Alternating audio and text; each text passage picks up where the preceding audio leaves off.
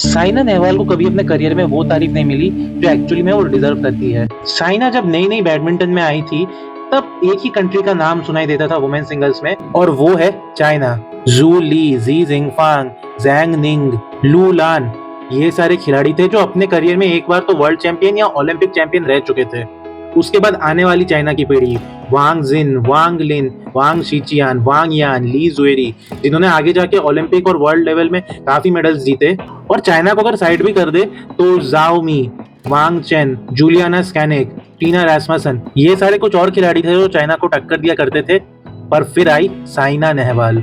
साइना नेहवाल की शुरुआत अच्छी नहीं हुई थी। 2008 के ओलंपिक्स में क्वार्टर फाइनल मैच के दौरान उनके पास 11-3 की लीड थी डिसाइडर में, और ऐसा लगा कि साइना यहाँ पर आराम से सेमीफाइनल जाने वाली है। मगर फिर ट्रेजेडी हो गई। लगातार 18 पॉइंट साइना ने उसके बाद गंवा दिए और एक जीता हुआ मैच वो हार गई थी। उस हार ने उनको काफी तक तोड़ दिया था। इवन कोच गोपीचंद जी ने भी उनको डांटा था आफ्टर मैच, मगर इस डांट से साइना गिरी नहीं बल्कि उभरी। 2008 में वर्ल्ड जूनियर चैंपियनशिप का खिताब उन्होंने जीता। 2009 में इंडोनेशिया सुपर सीरीज, पहली इंडियन जिसने सुपर सीरीज टाइटल अपने नाम किया था।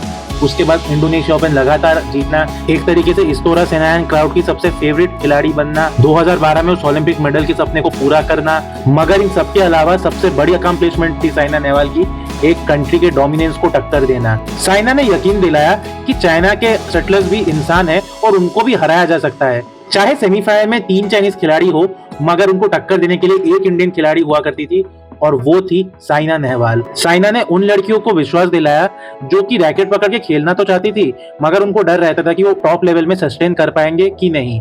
चाहे इंडिया के लिए फर्स्ट क्रिएट करने की बात आए, या फिर वर्ल्ड नंबर 1 बनने की बात आए, या पोडियम में भारत का तिरंगा लेके खड़े होने की बात आए, साइना नेहवाल की उपलब्धियां हम शब्दों में बयान नहीं कर सकते।